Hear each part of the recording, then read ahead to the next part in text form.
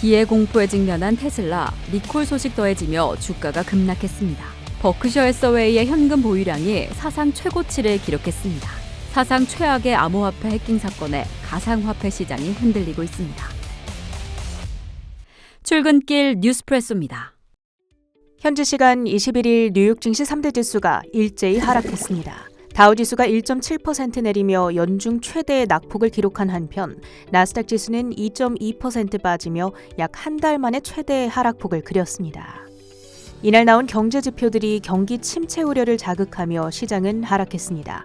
AP통신과 CNBC 등 주요 매체는 이날 나온 일련의 비관적 지표들이 경제 전망에 대한 새로운 공포감을 불러일으키며 투자 심리를 위축시켰다 지적했는데요. 크게 두 가지 지표가 있었습니다.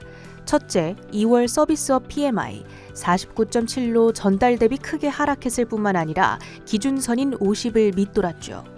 이후 발표된 소비자 심리지수는 지난달 71.7, 예비치 67.8보다도 더 둔화된 64.7로 발표됐습니다. 이는 2023년 11월 이후 최저치인데요. 소비자들이 관세에 따른 물가 상승에 대비하고 있다는 뜻으로 해석됩니다. 거기다가 장중에 중국에서 코로나19와 동일한 전염력을 지닌 신종 코로나 바이러스가 발견됐다는 소식이 보도됐는데요. 물론 아직까지 전염이 발병되진 않았지만 이 소식이 2020년 당시를 연상케 하며 장중 낙폭이 더욱 확대됐습니다. 업종별로는 경기 침체 우려가 부각되자 침체에 강한 경기 방어주가 유일하게 초록불을 켜냈습니다. 제약주들 역시 경기 방어적인 성격을 반영하며 0.3%대 가장 적은 낙폭을 기록했는데요. 코로나 바이러스 발견 소식에 모더나와 화이자 등 백신 업체들이 올랐습니다. 반면 기술주가 가장 부진했습니다. 애플을 제외한 M7 빅테크주들과 팔란티어를 포함한 소프트웨어 주식들은 경기 불안을 빌미로 동반 급락했는데요. 클라우드 서비스 업체인 아카마이테크가 부진한 가이던스를 내놓은 뒤 21%대 급락한 점 역시 이들의 투심을 악화시켰습니다. 한편 경기 둔화에 대한 불안감이 불거진 만큼 향후 소비자들의 신차 구매 욕구가 줄어들 거란 우려가 테슬라의 주가를 끌어내렸습니다. 알루미늄 및 철강에 대한 관세가 결국 테슬라 투입 비용 증가로 이어져 실적이 위축될 거란 예상도 자리합니다. 리비안의 부진한 연간 매출 및 인도량 가이던스 역시 전기차 업황 우려감을 키웠는데요.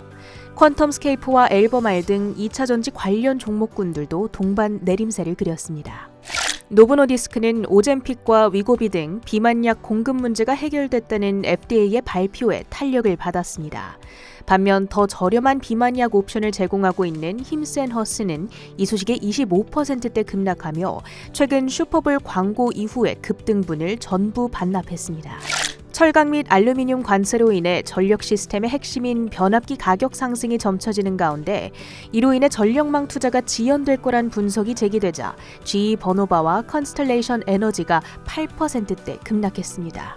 거래량 기준 세계 2위에 해당하는 암호화폐 거래소 바이비트가 해킹으로 약 2조 원 규모의 이더리움을 탈취당했습니다.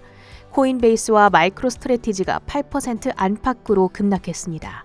알리바바는 게임스탑 CEO인 라이언 코헨의 10억 달러 지분 확보 소식, 나아가 트럼프와 시진핑의 전화통화 등 미중 갈등 완화 소식을 반영하며 5.7% 올랐습니다. 출근길 뉴스프레소 헤드라인입니다. 버크셔 해서웨이가 발표한 지난 4분기 재무보고서에 따르면 버크셔의 투자 수익은 여전히 늘어나고 있고 특히나 보험 사업의 개선, 미국채 투자에 따른 수익 극대화가 두드러지고 있습니다. 이뿐만 아니라 더 눈에 띄는 움직임은 현금 보유액의 증가. 지난해 말 현금 보유액은 3,342억 달러로 역대 최고 수준을 기록했습니다.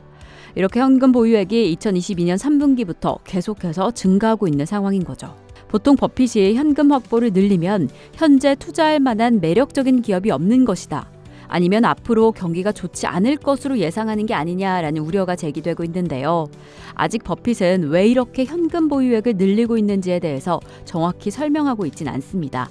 하지만 여전히 기업 투자를 선호한다라고 안심시키면서 다양한 기업 지분을 계속 보유할 것이다라고 설명하기도 했고요. 하지만 미국 정부에 대해서는 재정 적자 문제에 대한 경고를 남기며 약달러 기조의 우려감을 남기기도 했습니다. 아무래도 지금 미국 증시가 거듭 사상 최고치를 경신하고 있는 가운데 월가에서는 버핏이 저평가되어 있는 종목을 찾고 있다라고 해석하기도 하고요. 지금 후계자에게 원활한 경영 승계를 준비하고 있는 과정이다라고 분석하고 있습니다. 지난 주말 트럼프 대통령은 머스크에게 연방정부 구조조정에 조금 더 공격적일 것을 지시했습니다. 이에 머스크는 공무원들에게 최후의 통첩을 보냈습니다. 인사권리청 측에서는 증권거래위원회, 국립해양대기청, 질병통제예방센터 등 여러 연방기관의 직원들에게 그 지난주의 업무 성과를 상세하게 보고하지 않으면 직위를 잃을 수도 있다고 이메일을 보내 경고했습니다. 이에 일부 연방기관들은 불법적인 해고에 강력하게 대응할 것이라고 밝혔고, 이 머스크의 행정부 영향력 확대에 대해 이에 상충 우려도 제기했습니다. 머스크가 어느 정도의 권한이 있는 것이냐라는 의구심을 제기하기도 했고, 아무래도 이번 달 법원에 제출한 서류에서 머스크가 직접 정부 결정을 내릴 권한이 없다라고 명시되고 있는 상황이 있어서 직원들을 더 강력하게 분노를 표출하고 있습니다.